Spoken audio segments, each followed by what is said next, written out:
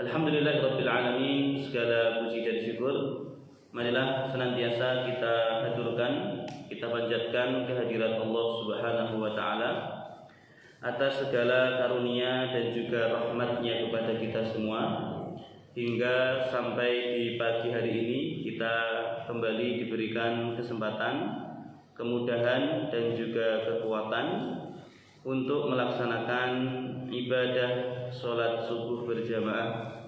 Kemudian kita lanjutkan dengan duduk dalam satu majelis untuk mengkaji dan mentadaburi ayat-ayat Allah Subhanahu wa taala. Jamaah kaum muslimin rahimakumullah, pagi ini kita akan melanjutkan kajian tafsir atau tadabbur Al-Qur'an. Melanjutkan pembahasan kita pada bulan yang lalu. Di bulan yang lalu kita sudah selesai mengkaji atau membahas surat Abasa. Kalau tidak salah ya, sudah selesai kita bahas surat Abasa. Pagi ini kita akan lanjut ke surat yang ada di atasnya. Ya, karena kita mulainya dari belakang, maka surat yang ada di atas Abasa adalah surat An-Nazi'at.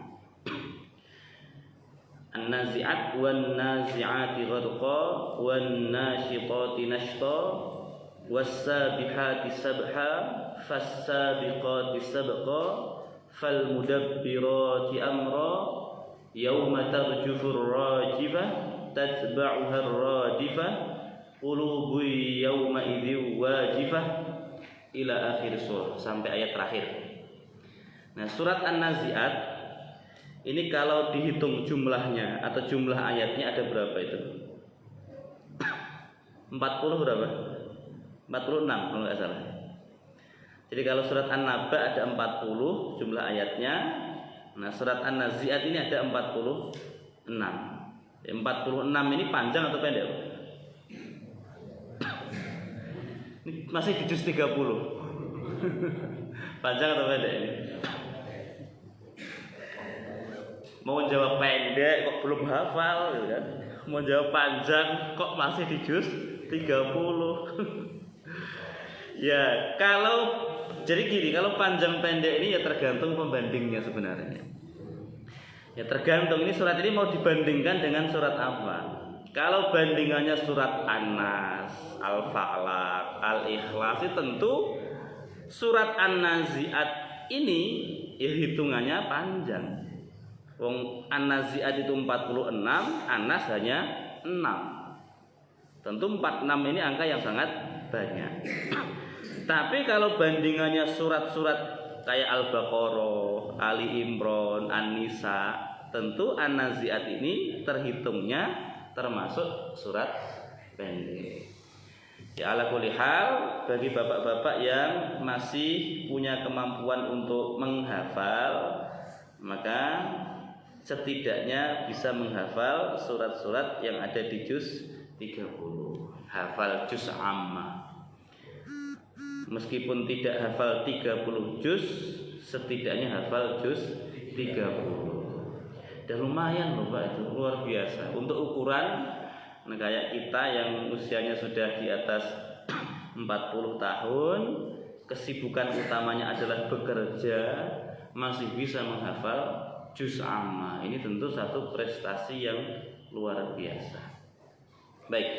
Nah, surat An-Nazi'at ini termasuk kelompok surat Makkiyah.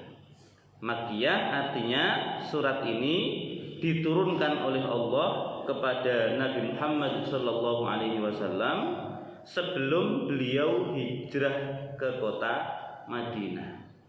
Jadi patokan surat itu disebut Makkiyah atau Madaniyah itu dilihat dari peristiwa hijrahnya Nabi. Kalau Makkiyah berarti turunnya sebelum Nabi hijrah. Kalau Madaniyah berarti setelah Nabi hijrah. Meskipun nanti turunnya di luar kota Madinah. Jadi kalau ada surat turunnya di luar kota Madinah, asal turunnya surat itu setelah peristiwa hijrahnya Nabi Muhammad, maka surat itu termasuk kelompok surat apa? Madaniyah. Baik. Nah, surat An-Nazi'at adalah salah satu dari surat Makkiyah. Di awal surat An-Nazi'at ini Allah membukanya dengan sumpah. Ayat 1, 2, 3, 4 dan 5 itu semuanya adalah sumpah. Jadi wan nazi'ati gharqa, wan nasyitati nashta, was-sabihati sabha, fas-sabiqati sabqa, fal mudabbirati amra. Kelima ayat pertama dari surat An-Nazi'at ini adalah sumpah. Nah, Allah Subhanahu wa taala bersumpah dengan tawaif minal malaikah, dengan sekelompok malaikat.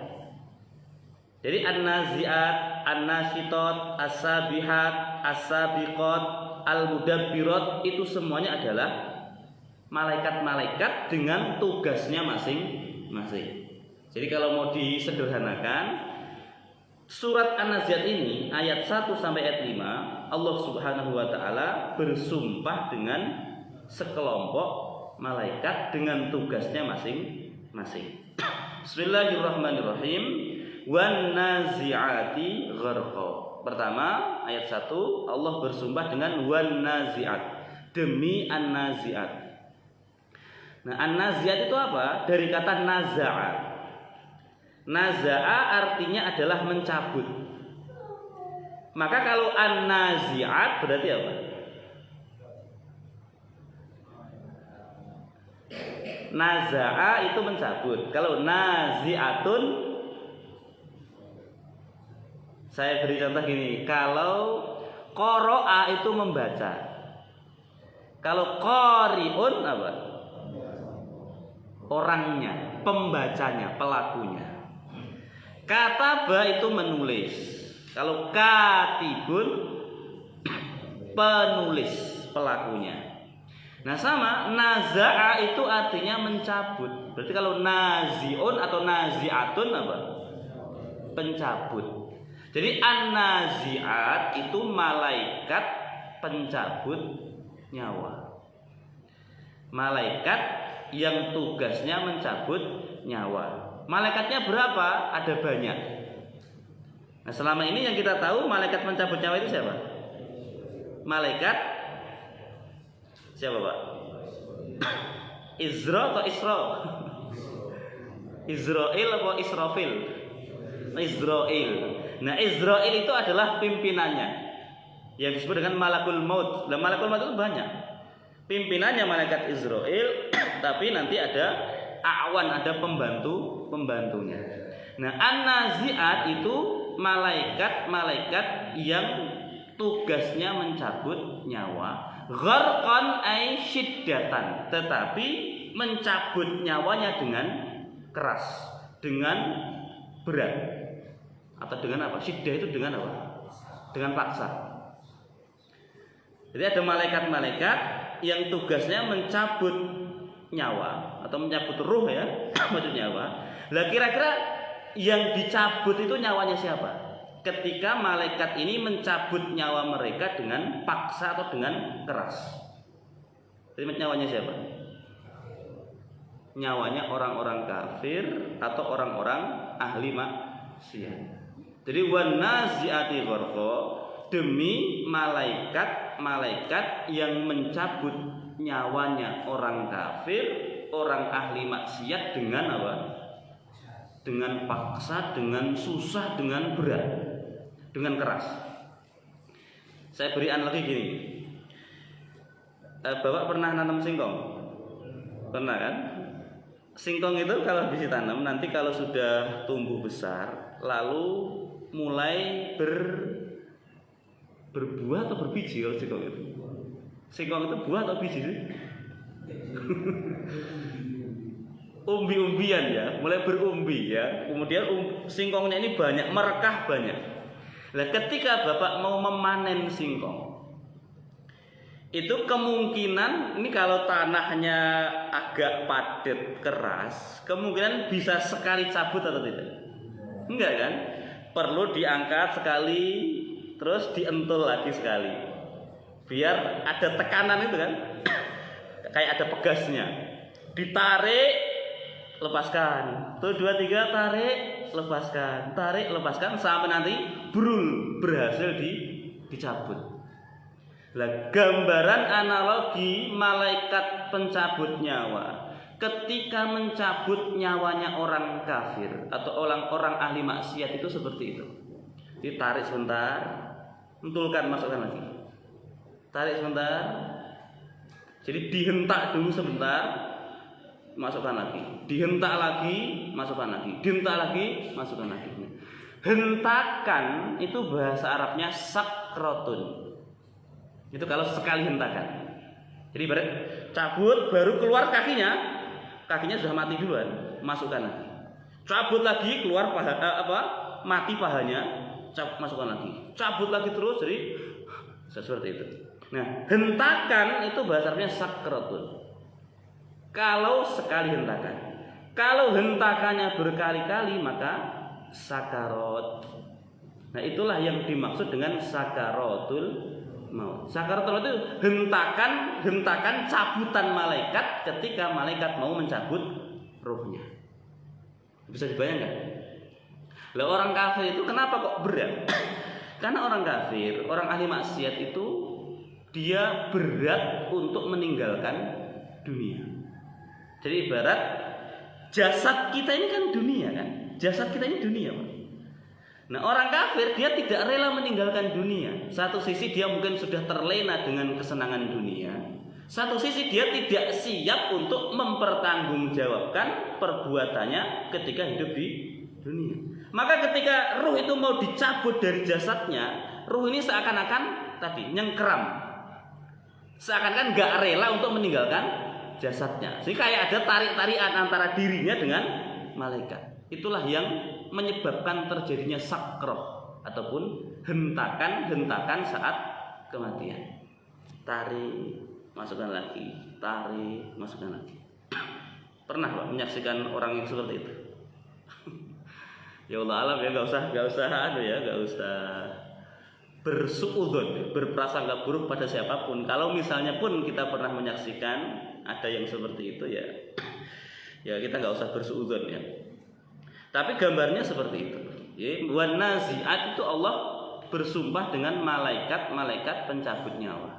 Tapi ini adalah malaikat yang mencabut nyawanya orang-orang kafir, gharqan syiddatan atau bisyiddah, dengan keras, dengan paksa. Nah, ada satu kisah yang kisah ini ditulis oleh seorang ulama namanya Imam Ismail Al-Haqqi di dalam kitab beliau, judul kitabnya Ruhul Bayan. Di situ beliau menceritakan kisah bagaimana malaikat maut itu mencabut nyawanya seorang raja yang ahli maksiat. Jadi diceritakan ada raja yang betul-betul sombong. Rajanya masih muda tapi sombong setengah mati. Suka pamer kekayaan, zalim pada rakyatnya. Nah, suatu hari raja ini mau keluar untuk melihat keadaan rakyatnya, pengen jalan-jalan. Nah, sebelum keluar dia mempersiapkan pakaian terbaik yang dimiliki. Dilihat jubahnya ataupun apa baju kebesarannya. Dihadirkan satu nggak cocok, ganti yang lain. Hadirkan yang kedua nggak pas, ganti yang lain. Yang ketiga terus untuk milih pakaian saja berjam-jam. Karena pengen apa? Menonjolkan dirinya, untuk pengen menampakkan kalau dia itu adalah orang yang berkuasa. Akhirnya ketemu, ini baju yang terbaik yang bisa dia pakai. Setelah itu minta disiapkan kuda. Kudanya pun dia mau kuda yang paling baik. Dibawa satu kuda nggak cocok, jelek katanya. Bawa kuda yang kedua nggak pas. Bawa kuda yang ketiga terus sampai dia mendapati kuda terbaik versi pilihannya. Akhirnya dengan naik kuda, raja ini keluar, dia melihat keadaan rakyatnya. Di tengah perjalanan, raja ini di-stop oleh seorang laki-laki yang penampilannya itu serba kusut. Pakaiannya compang-camping. Secara zahir dia ini kayak pengemis, miskin, kayak pengemis. Nah, tentu raja yang pakaiannya bagus, kendaraannya bagus, kok di tengah jalan dicegat gembel orang miskin. Raja ini marah. Kemudian dia mengatakan, "Hei, minggir kamu dari jalan itu." Lalu orang yang pakaiannya compang-camping ini menatap sang raja dan mengatakan, aku punya urusan dengan. Aku punya urusan apa? Dengan. Raja mau nggak mau harus menjawab begini, terus katakan apa maumu. Lalu jawab orang ini, aku tidak bisa mengatakannya dalam keadaan seperti ini. Turunlah dari kudamu, sini mendekat kepadaku. Loh, raja nggak bisa berbuat apa-apa. Saat itu dia sendirian, nggak dikawal oleh prajuritnya. Akhirnya dia turun dari kudanya, kemudian mendekat pada orang yang pakaiannya compang-camping ini. Setelah mendekat, lalu ini orang ini yang pakaiannya compang-camping ini mendekatkan mulutnya ke telinga si raja, terus mengatakan apa? Ini malakul maut. Sesungguhnya aku adalah malaikat maut. Langsung lidahnya keluar, badannya kaku, gemeteran. Baru mendengar suara apa? Malaikat. Belum malaikat mengeluarkan godonya atau apa aja gitu ya. Baru ngomong ini malakul maut. Ini karena yang ngomong malaikat beneran. Tapi kalau bapak nyamar jadi malaikat, orang nggak akan takut. Saya ini nyamar, Pak, sini Pak. Aku malaikat maut. Ini bapak mesti tertawa. Karena yang ngomong malaikat beneran, ucapannya, suaranya, getaran, mesti benar-benar bisa membuat takut orang yang mendengarnya. Dan ini nggak bisa dibuat-buat. Karena yang ngomong malaikat beneran. Ini malakul maut. Aku adalah malaikat maut. Langsung lidahnya kelus, air matanya jatuh, badannya gemeter. Terus apa yang terjadi? Dia mohon-mohon, hai malaikat, beri aku kesempatan. Tangguhkan kematianku, biar aku pulang terlebih dahulu, biar aku bisa pamitan sama keluargaku, bisa berwasiat untuk harta-hartaku. Lah kira-kira dikasih apa enggak? Malaikat kok diajak tawar menawar? Ya kan malaikat enggak ada. Akhirnya apa? Dia dicabut dalam keadaan menyombongkan diri dengan cabutan apa ketika dicabut itu betul-betul dalam keadaan apa? Yang menyakitkan. Coba, secepat itu ya, setiba-tiba itu kematian itu datang pada seseorang. Ini orang kafir kan seakan-akan ketika hidup itu merasa aman, merasa baik-baik saja kan. Dalam pandangannya kan ini masih muda, hartanya banyak, punya kekuasaan, masa sih mati? Kan begitu cara pandangnya. Lah begitu malaikat mau datang, kagetnya setengah mati. Ketika dicabut ruh itu, nyawa itu dicabut dengan gharqan wan naziati gharqan, dicabut dengan sekeras-kerasnya. Coba. Ini kondisi gambaran orang-orang kafir, orang-orang ahli maksiat ketika dicabut ruhnya. Walau tara idz zalimuna fi ghamaratil maut. Kalau seandainya kamu melihat idz zalimun, ketika orang-orang zalim itu fi ghamaratil maut, saat dalam keadaan sakaratul maut. Wal malaikatu basitu aydihim, malaikat itu sedang menjulurkan tangan-tangan mereka. Akhriju anfusakum, keluarkanlah jiwa kalian. Al yauma tujzauna adzabal hun, hari ini kalian akan dibalas dengan azab yang menghinakan. Coba, ketika ruh, jiwa itu nyawa itu dicabut, malaikat sudah nakut-nakutin, keluar kamu sekarang adalah hari pembalasan, kamu akan diberi balasan dengan siksaan yang menghinakan. Kira-kira ruh itu mau keluar dengan sukarela atau harus dipaksa? Bapak ini saya disuruh masuk, Pak, masuk ke ruangan ini. Sekarang adalah hari pembalasan, Bapak akan dihajar. Mungkin nggak Bapak? Oke, langsung masuk sendiri. Kan nggak mungkin. Karena tahu apa yang akan dihadapi di dalam ruangan itu. Karena ketakutan, kita mesti akan sekuat tenaga menolak supaya tidak jadi apa? Masuk. Lah orang kafir ya begitu. Lah malaikat sudah gini, sambil menjulurkan tangan mereka, akhriju anfusakum, keluarkan jiwa kalian. Al yauma, hari ini tujzauna, kamu dikasih balasan adzabal hun, dengan azab yang menghinakan. Dan tentu ruh ini akan apa? Gondeli itu apa? Nahan jasadnya. Dia nggak mau meninggalkan jasadnya. Kenapa? Karena nggak siap dengan siksaan yang hendak dia terima.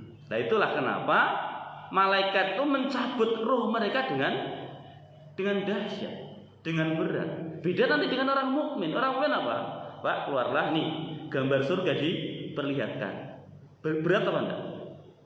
Kalau orang mukmin misalnya, ketika mau dicabut, nanti ayat kedua ya kita bahasnya ayat kedua. Ini gambaran dulu. Kalau orang mukmin ketika rohnya mau dicabut, malaikat kan menawarkan apa keindahan surga. Gambaran surga itu sudah diperlihatkan pada orang mukmin. Lah maka orang mukmin ini ketika mau meninggalkan rohnya, mau meninggalkan jasad, berat atau tidak? Enggak berat. Kenapa? Karena dia mau pergi ke tempat yang jauh lebih indah dibanding tempatnya sebelumnya. Nah kalau dia misalnya nih pas mau meninggalkan jasadnya diperlihatkan gambaran surga, bangunan-bangunan surga yang indah, nengok ada dia lihat, terus dia tengok rumahnya sudah apa? Reot, sudah bocor. Terus ini disuruh keluar untuk pindah ke tempat yang lebih baik. Ada bidadari-bidadari yang diperlihatkan kecantikannya. Nengok kiri istrinya sudah apa? Peot. Coba. Kira-kira mudah untuk meninggalkan dunia atau tidak? Nah, mudah sekali, Pak. Loh, gambarannya seperti itu, Pak. Itu analogi saja. Jadi, walau tara id yatawaffal ladzina kafaru. Kalau kamu melihat ketika malaikat itu mewafatkan, mematikan orang-orang kafir apa? Yadribuna wujuhahum wa adbaruhum. Malaikat itu memukul wajah-wajah mereka dan punggung-punggung mereka. Wa dzuqu adzabal harik. Terus dikatakan pada mereka, rasakan ini azab yang membakar. Jadi kondisinya pas mau dicabut sudah ditakut-takuti, wajah mereka sudah dijotosi, punggung mereka sudah dipantemi. Jadi wajar kalau meninggalnya dalam keadaan apa? Kesakitan, dalam keadaan yang begitu mengenaskan. Itu wan nazi'ati gharqa, demi malaikat pencabut nyawa yang mencabut nyawa orang kafir atau orang ahli maksiat dengan cara yang berat, dipaksa. Maka ketika kita membaca surat An-Nazi'at ayat pertama ini, berlindunglah, mintalah perlindungan kepada Allah supaya tidak dimatikan dalam keadaan yang su'ul khatimah. Karena kalau pas maksiat, pokoknya pas maksiat terus kita dimatikan, itu khawatirnya kita mati dalam keadaan yang susah, tersiksa sebelum kematian. Ayat yang kedua, wan nasyitati nashta. Lah wan nasyitat itu juga sama seperti nazi'at, hanya caranya yang berbeda. Kalau nasyitat itu mencabut tetapi dengan apa? Dengan lembut. Ibarat ada bulu atau rambut jatuh ke tepung yang halus. Lalu Bapak ingin mencabut rambut itu, kira-kira butuh apa namanya? Tenaga atau tidak? Kan enggak perlu kan, cuma rambut jatuh ke tepungnya juga halus. Tinggal nyabut aja, enggak pakai tenaga, lembut sekali. Wan nasyitati nashta, demi malaikat yang mencabut nyawa. Nashta itu dengan mudah, dengan lembut. Dan nyawa siapa? Tentu ini adalah nyawanya orang-orang mukmin, orang-orang yang beriman. Makanya orang-orang mukmin itu tidak usah khawatir. Ya, ketika nanti kita mati, insya Allah matinya juga dengan cara yang mudah, dengan cara yang lembut ya. Malaikat itu akan menarik roh kita itu selembut mungkin supaya kita tidak merasa apa? Kesakitan. Ya ayyatuhan nafsul apa? Mutmainnah, irji'i ila rabbiki radiyatan mardiyah. Wahai jiwa yang mutmainnah, kembalilah kepada Rabbmu dalam keadaan radhi, ridho dan diridhoi. Fadkhuli fi ibadi, sana gabung sama hamba-hambaku yang soleh. Wadkhuli jannati, sana masuk ke dalam surgaku. Masa kita berat mau meninggalkan dunia untuk masuk ke dalam surga, meninggalkan istri untuk ketemu bidadari. Itu gambarnya begitu, Pak. Jadi nggak usah kita ini orang mukmin terus membayangkan nanti mati itu berat, mati itu gini gitu, nggak usah. Husnudzon saja. Tapi ya terserah Bapak sih, kalau Bapak membayangkan mati itu berat itu silahkan. Karena Allah itu mengikuti prasangka apa? Hambanya. Jadi bayangkan saja, insya Allah mati kita apa? Gampang, mati kita apa? Mudah. Nah, tapi pertanyaannya gini, Pak.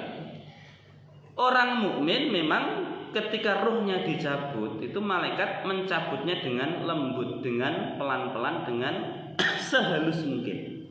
Tetapi kalau Bapak baca sejarah, ya nanti kalau kita ngaji sirah nabawiyah sudah sampai akhir, ketika Rasulullah Shallallahu Alaihi Wasallam wafat, kapundhut wafat itu, beliau merasa sakit atau tidak? Nabi Muhammad ketika mau meninggal di atas, ketika masa-masa detik menjelang wafatnya beliau itu merasakan kesakitan atau tidak? Kesakitan loh Pak. Nabi itu betul sakit, merasakan sakitnya saat-saat mau meninggal dunia, sampai putri beliau itu nangis melihat kesakitan yang dirasakan oleh bapaknya. Coba, lah pertanyaannya gini Pak.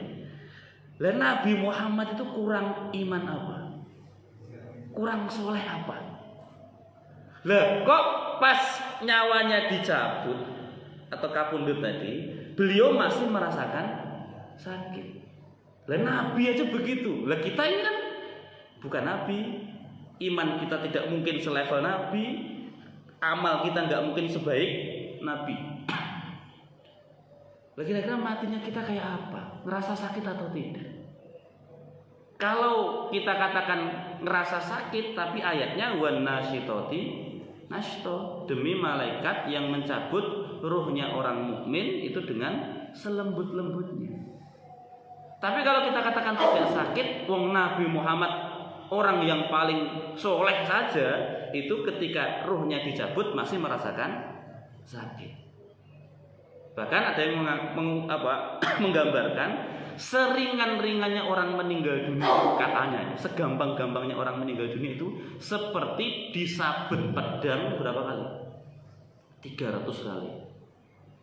Itu seringan-ringannya orang meninggal dunia, katanya begitu. Nah, tapi di sini Allah mengatakan apa? Wan nasyitoti nashto. Terus di surat Al-Fajr tadi, ya ayyatuhan nafsul mutmainnah irji'i ila rabbiki radiyatan maradiyah. Terus di surat yang lain apa? Innal ladzina qalu rabbunallahu tsumastaqamu. Sesungguhnya orang-orang yang mengatakan Rabb kami adalah Allah dan kemudian mereka istiqomah, itu orang mukmin. Tatanazzalu alaihimul malaikah. Malaikat akan turun pas mau mati, itu malaikat akan turun. Tatanazzalu alaihimul malaikah alla takhafu wala tahzanu. Malaikat ini akan akan mengatakan la takhafu wa la tahzanu. Pak, enggak usah takut, enggak usah sedih. Wa absyiru bil jannah, dan bergembiralah dengan surga. Di ayat ini menggambarkan kondisi ketika nyawanya orang mukmin itu mau dicabut. Malaikat rahmat itu turun baris-baris itu, terus ngasih kabar, Pak, enggak usah takut. Enggak usah takut itu maksudnya apa?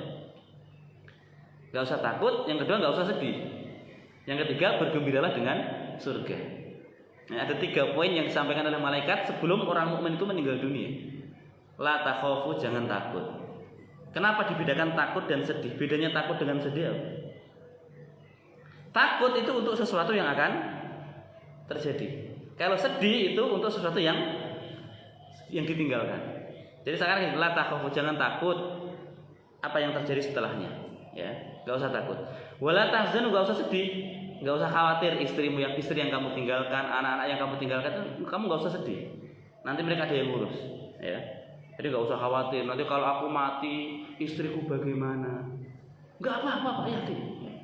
Kalau bapak mati, istri bapak akan tetap baik-baik apa saja. Jadi gak usah seakan-akan kita ini apa, tanpa kita istri gak bisa apa, enggak. Kalau kita mati, istri kita akan baik-baik apa saja. Bisa jadi nanti dia nikah lagi dengan suami yang lebih baik dari kita.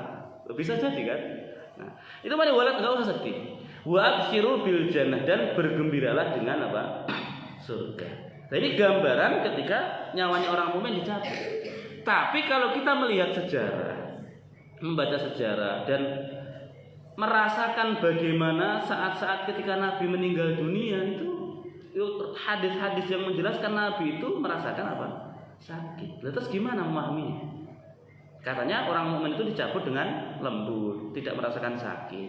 Lah kok Nabi Muhammad malah merasakan sakit. Lah di situ kemudian ada sebagian ulama yang berusaha untuk menggabungkan dua pemahaman itu supaya tidak bertolak belakang. Nah, ada yang berpendapat begini. Jadi rasa sakit orang mukmin ketika sakaratul maut atau ketika mau meninggal dunia itu sudah diambil alih oleh siapa? Rasulullah Shallallahu Alaihi Wasallam. Ada yang berpendapat seperti itu, Pak. Jadi kenapa Nabi merasakan sakit saat sakaratul maut? Padahal beliau itu kan imannya 100%, orang yang paling soleh, paling baik. Tapi kenapa pas wafat masih merasakan sakit? Nah, beliau mengatakan, sebagian ulama mengatakan bahwa sakit yang beliau rasakan itu adalah pengambil alihan dari rasa sakit yang nanti akan dirasakan oleh umatnya. Itu bagian dari kecintaan Nabi kepada umatnya, pengorbanan Nabi untuk umat. Jadi sekarang kan yang sakit aku saja, tapi umatku jangan sampai sakit ketika sakaratul. Coba, tidak ada manusia yang lebih mencintai kita melebihi cintanya siapa? Rasulullah.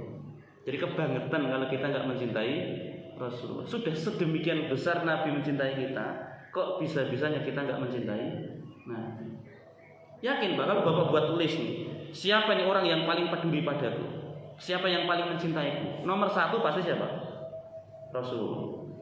Bukan orang tua, bukan istri, bukan anak. Rasulullah. Dan kepedulian Nabi ini bukan hanya di dunia, bahkan sampai nanti di akhirat, Nabi itu masih mikirin kita, masih peduli pada kita.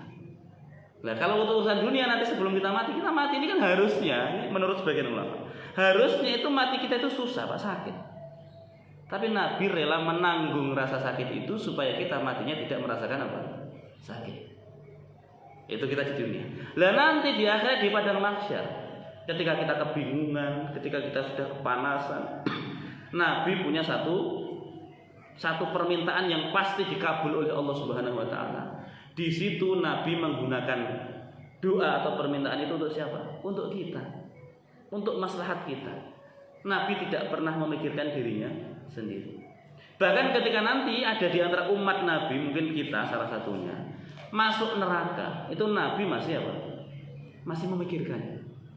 Jadi Nabi itu seakan-akan kayak belum puas kalau masih melihat ada sebagian umatnya yang masuk neraka. Betul, Pak, seperti itu. Jadi Nabi itu nanti ketika tahu sebagian umatnya ada yang masuk neraka, Nabi langsung menghadap Allah, kemudian sujud kepada Allah. Sujud kepada Allah. Terus kata Allah, irfa' ra'saka, angkat kepalamu Muhammad.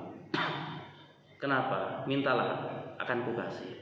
Terus kata Nabi Ya Rasul, ya Allah, kenapa kok sebagian umatku masih ada di neraka?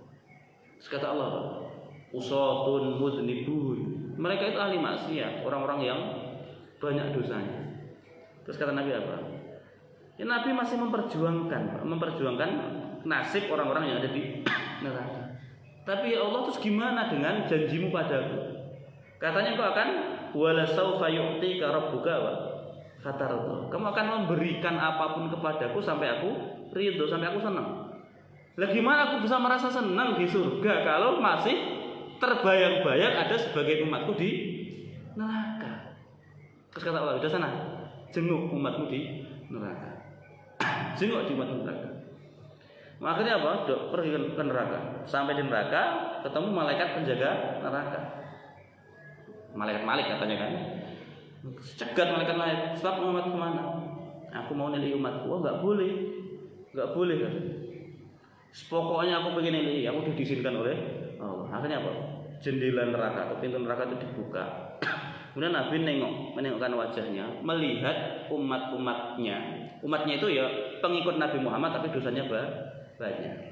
Ya mungkin kita pengikut Nabi tapi dosanya banyak, yang awalnya masuk neraka. Terus Nabi nengok. Begitu Nabi nengok, wajahnya Nabi bersinar terang itu, api neraka padam. Api neraka yang membakar orang-orang mukmin yang dosanya banyak itu padam. Akhirnya mereka kaget. Ini kok apinya mati tiba-tiba? Biasanya tersiksa, ini kok tiba-tiba mati, malah kaget juga. Ada apa ini? Nengok, terus ada wajah yang begitu indah. Terus umatnya ini tanya, kamu siapa? Nah ini umat yang kurang ajar, umat yang nggak kenal siapa Nabi. Ana nabiyukum, aku adalah nabi kalian, la ansakum abada. Sampai kapanpun aku tidak akan melupakan apa? Kalian. Nabi itu enggak pernah lupain kita, Pak. Lah kita justru yang sering melupakan. Nah, terus dari pinggir neraka Nabi sujud lagi kepada Allah. Terus akhirnya apa? Ya biar nabinya ridho lah, Pak. Muhammad, siapapun di antara umatmu yang di dalam hatinya ada iman sebesar apa? Yusawi, ku keluarkan dari neraka. Apakah kamu senang, Muhammad? Kata Nabi apa? Rodi itu aku ridho ya Allah, aku senang. Akhirnya apa? Orang-orang ini, karena orang mukmin mesti dalam hatinya ada apa? Iman. Semuanya dikeluarkan dari neraka, dimasukkan ke dalam surga. Itu min barokati Rasulullah Shallallahu Alaihi Wasallam. Nah seperti itu, Pak. Itu bentuk kecintaan Nabi kepada umatnya. Nah maka sekali lagi berhusnudzonlah kepada Allah. Jadi berbaik sangkalah kepada Allah. Bahkan ketika kita nanti apa? Mau meninggal dunia. Bahkan Nabi menegaskan janganlah kamu mati kecuali dalam keadaan apa? Berprasangka baik kepada Allah. Nah, salah satu bentuk prasangka baik itu adalah gini. Insya Allah nanti Allah mencabut nyawaku dengan apa? Lembut, dengan baik, tidak merasa apa? Sakit. Itu cara husnudzon. Enggak usah bayangin, nanti kalau enggak usah. Khawatirnya nanti apa? Yang terjadi seperti apa yang kita sangkakan. Udah husnudzon saja. Nah, ada kisah juga kelanjutan kisah tadi. Ya, ini di kitab yang sama, di halaman yang sama. Nah, malaikat maut tadi setelah mencabut raja yang zalim, raja yang sombong, akhirnya dia mau mencabut nyawa orang yang kedua. Orang kedua ini terkenal sebagai ahli ibadah. Orang yang mencintai Allah, yang rindu ingin berjumpa dengan Allah. Sama malaikat ini menyamar, kemudian di dalam keadaan pakaiannya jombang-jambing tadi. Setelah ketemu si calon mangsanya ini, Pak, aku ada urusan. Nah, ahli ibadah ini menjawab, urusan apa, Pak? Sini mendekat, Pak. Kemudian sama, di samping telinganya malaikat ini berbisik, inni malakul maut. Aku ini malaikat maut. Lah responnya gimana, Pak? Kalau raja tadi kan langsung lidahnya keluh, gemeteran, ketakutan. Nah, sementara orang soleh ini ahli ibadah ini ketika dikasih tahu inni malakul maut, aku adalah malaikat maut, responnya apa? Marhaban, selamat datang katanya. Selamat datang kepada malaikat yang sudah ku nanti-nantikan selama ini. Jadi orang ini tuh dari dulu tuh udah mikir ini kapan sih malaikat maut apa? Datang, kenapa? Saking rindunya dia kepada Allah. Ini kita ngomongin dia loh, Pak. Kita nggak ngomongin diri kita. Kalau kita kan belum bisa di situ kan. Orang itu kalau rindunya kepada Allah betul-betul menggebu-gebu, itu seakan-akan sudah bosan Pak hidup di dunia. Lihatnya itu aja. Pengen segera ketemu dengan apa? Allah Subhanahu Wa Taala. Dan orang ini sadar kalau pengen ketemu Allah harus lewat jalur kematian. Makanya ya nunggu malaikat maut. Jadi ketika malaikat itu memperkenalkan dirinya, Pak, aku ini malaikat maut. Malah marhaban, selamat datang. Kenapa baru datang sekarang? Kenapa baru datang sekarang? Nah, aku diutus oleh Allah untuk mencabut nyawamu. Udah segera nggak apa-apa. Nah, karena orang yang mau dicabut ini pasrah, ridho, pengen segera ketemu dengan Allah, malah malaikat itu ngasih penawaran. Pak, aku dikasih dapat wahyu dari Allah bahwa Bapak diberi kesempatan untuk pulang dulu. Jadi nggak sekarang, silakan pulang dulu, wasiat sama istri dulu, wasiat sama anak-anak, pokoknya selesaikan urusan Bapak dulu. Awalnya dia lumayan juga nih, gitu kan? Tapi dia pikir gini lah, nanti kalau aku pulang dulu, semakin lama ketemu dengan Allah. Mau dia nggak sabar pengen ketemu Allah, terus kata orangnya apa? Enggak Pak, udah, istriku biar nantilah, gampang. Yang penting aku pengen segera ketemu dengan apa? Akhirnya apa? Dikasih tawaran gini, Pak, Bapak ingin dicabut dalam keadaan apa? Jadi Allah ngasih pilihan kepada Bapak, ngasih penawaran. Bapak ingin dicabut dalam kondisi apa? Terus kata orang ini apa? Kalau aku boleh memilih, biarkan aku sholat dulu, nanti cabut nyawaku ketika aku sedang apa? Sujud. Akhirnya apa? Diizinkan. Sholat dulu, pas sholat, pas sujud nyawanya dicabut dengan selembut-lembutnya. Matinya apa? Husnul khatimah. Nah kita bisa nggak kayak gitu Pak? Pas lagi sakit, terbaring, sudah datang Pak, aku malaikat maut. Wah selamat datang, bisa nggak begitu? Atau jangan-jangan kita lari, jangan dulu, jangan sekarang gitu. Itu kualitas kualitas ya keimanan seseorang akan menjadi pembeda di situ. Ya kita sadar kita belum selevel itu. Ya setidaknya kalau kita dicabut itu ya semoga dicabut dalam keadaan yang baik. Ketika kita lagi ibadah, lagi ngaji, lagi baca Quran, lagi sholat, rohnya dicabut. Insya Allah ya, kalaupun nanti keluarga kita, istri kita sedih, itu sedihnya nggak akan terlalu. Iya kan? Coba kalau bapak pas lagi maksiat, nyawanya dicabut, istri mesti sedih setengah mati. Ya Allah, suamiku kenapa matinya saat seperti itu? Tapi kalau bapak lagi sholat misalnya, pas sujud tiba-tiba bapak meninggal, terus dikabari, ibu, suami ibu meninggal tadi pas sujud, sedih sih Pak. Tapi setelah itu dia kan apa? Gembira, alhamdulillah meninggalnya dalam keadaan apa? Baik, sujud. Dia awalnya sedih tapi habis itu apa? Akan gembira. Dan ini yang kita harapkan. Itu wana syitoti apa? Nashto. Wasabihati sabha. Demi as-sabihat ay al-malaikah malaikat tanzilu musri'atan yang turun dengan cepat ya. Li tanfidhi awamirillah untuk melaksanakan perintah-perintah Allah. Jadi wasabihati sabhan ini malaikat-malaikat yang turun dari langit ke bumi dengan cepat untuk apa? Untuk melaksanakan perintah Allah Subhanahu wa taala. Karena sifat malaikat itu tidak mungkin menunda-nunda apa yang sudah diperintahkan oleh Allah Subhanahu wa taala. Ketika malaikat diperintahkan turun ke bumi, urusi urusan ini, maka segera malaikat ini akan langsung turun dengan cepat. Enggak ada istilah nanti ya Allah, sebentar lagi, enggak ada. Itu wasabihati sabha, demi malaikat yang apa? Tanzilu musri'atan litanfidhi awamirillah, turun dengan cepat untuk merealisasikan, melaksanakan perintah-perintah Allah. Fasabiqati sabqa. Fasabiqat dari kata sabqa. Ada ayat ini. Wasabiqu ila maghfiratin mir rabbikum. Sabiqu itu apa? Bersegera. Lah, fasabiqati sabqa ini demi malaikat yang bersegera melaksanakan apapun yang diperintahkan oleh Allah kepada mereka. Nah, kalau ayat sebelumnya wasabihati sabha ini malaikat yang turun dengan cepat, dari langit turun ke bumi dengan cepat untuk melaksanakan perintah Allah. Nah, fasabiqati sabqa demi malaikat yang bersegera. Jadi ibarat balapan. Misalnya gini, Allah sama-sama memerintahkan. Ada malaikat, ada manusia, ada jin. Perintahnya sama. Misalnya nih ada malaikat, jin, manusia dikasih perintah yang sama oleh Allah. Lah nanti kira-kira yang terdepan melaksanakan perintah Allah itu siapa? Misalnya nih, malaikat, jin, manusia. Allah perintahkan, "Wahai kalian bertiga, sholatlah." Lah nanti yang terdepan di dalam melaksanakan perintah Allah itu siapa kira-kira? Mesti malaikat. Itu mana dari fasabiqati sabqa. Malaikat itu tidak mungkin dikalahkan oleh hamba-hamba Allah yang lain di dalam urusan ketaatannya kepada Allah Subhanahu wa taala. Tapi itu ya biasa saja karena memang malaikat diciptakan seperti itu. Tapi sekali lagi gambaran malaikat itu ketika diperintahkan oleh Allah itu langsung menyambut perintah itu dan melaksanakannya tanpa difikirkan, tanpa nanti-nanti. Kalau manusia dan jin kan mesti perintah itu dipikir dulu. Kenapa disuruh sholat? Ngapain aku sholat? Ini manusia, jin juga begitu. Tapi kalau malaikat nggak ada kok menggunakan akalnya untuk menganalisa perintah Allah itu nggak ada.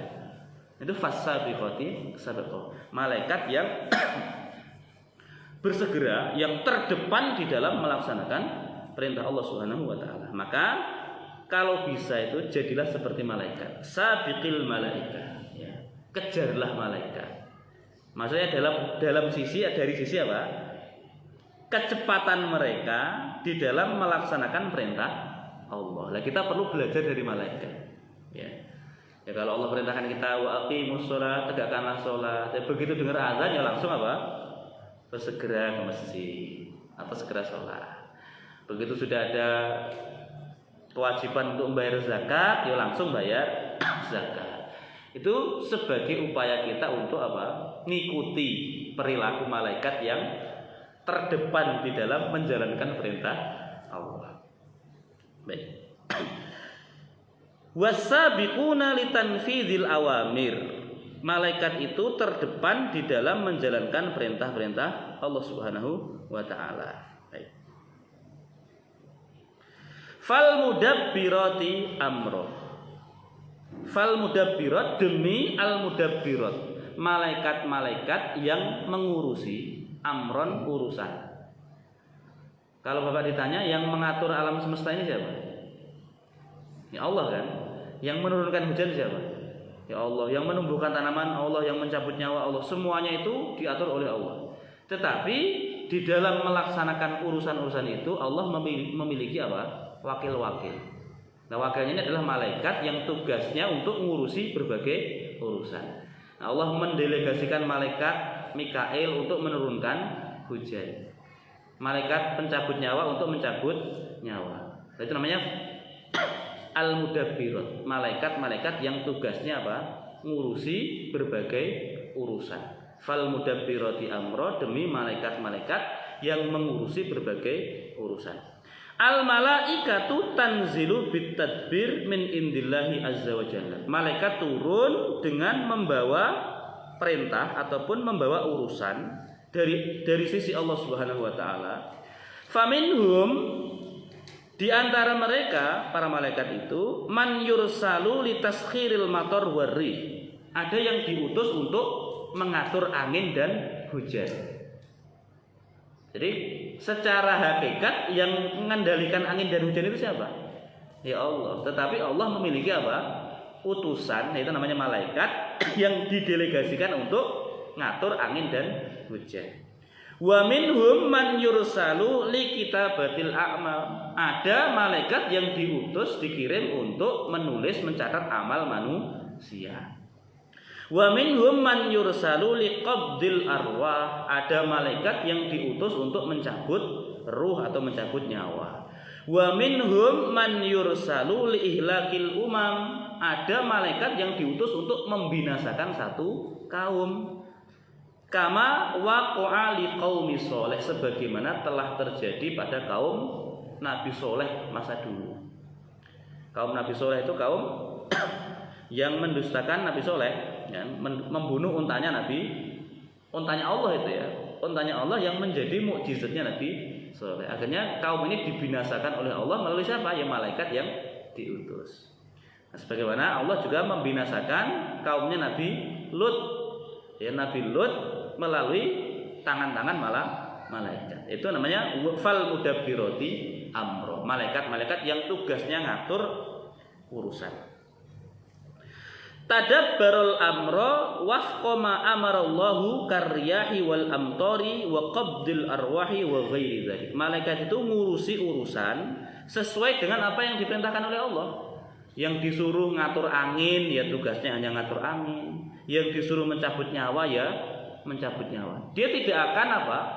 Mengintersepsi interupsi ataupun mengganggu tugas-tugas malaikat yang lain. Malaikat tugasnya nurunin hujan, ini lama nggak hujan, nggak ada kerjaan, terus pengen ikut bantu malaikat cabut apa?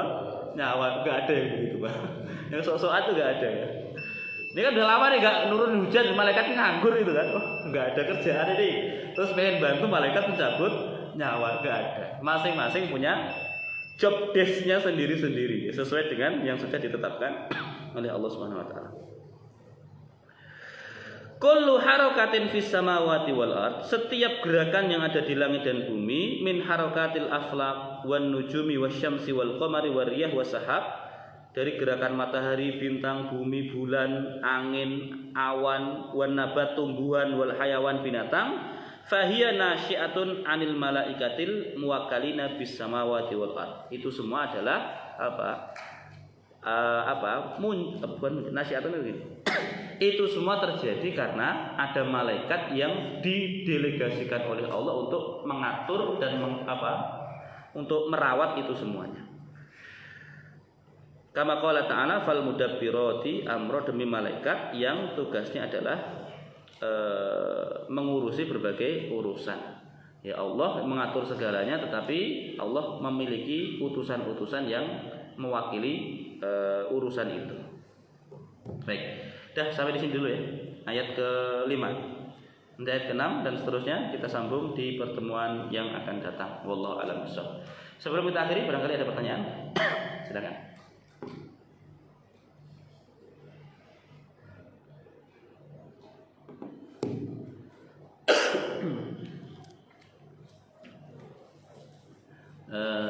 Silakan.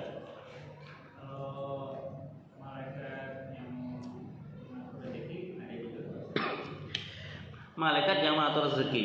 Pertama, yang dimaksud rezeki itu apa? Hujan itu rezeki atau bukan? Ya, rezeki berarti ada, kan?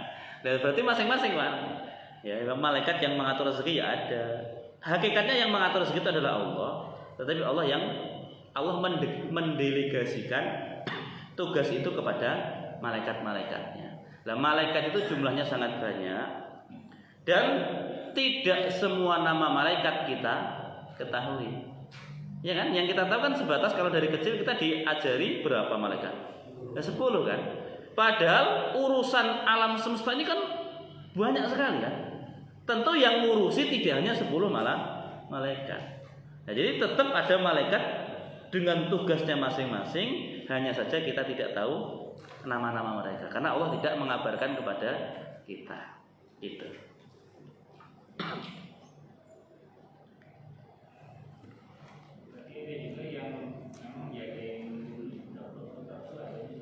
Ada, Pak.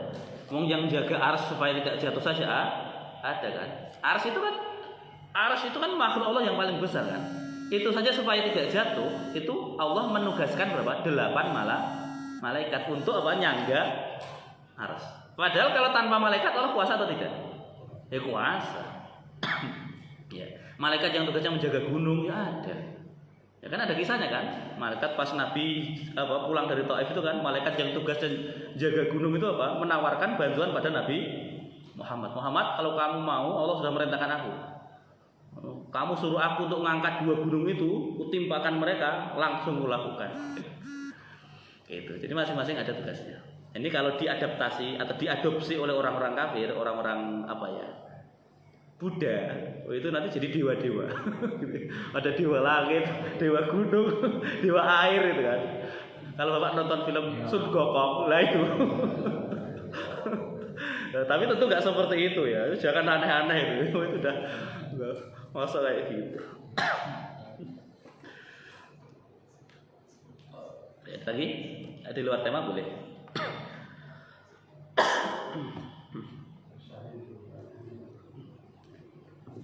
Nggak ada? Baik, kita cukupkan kajian pada pagi hari ini dengan doa kafaratul majelis. Subhanakallahumma wa bihamdika asyhadu an la ilaha illa anta astaghfiruka wa atubu ilaik. Assalamualaikum warahmatullahi wabarakatuh.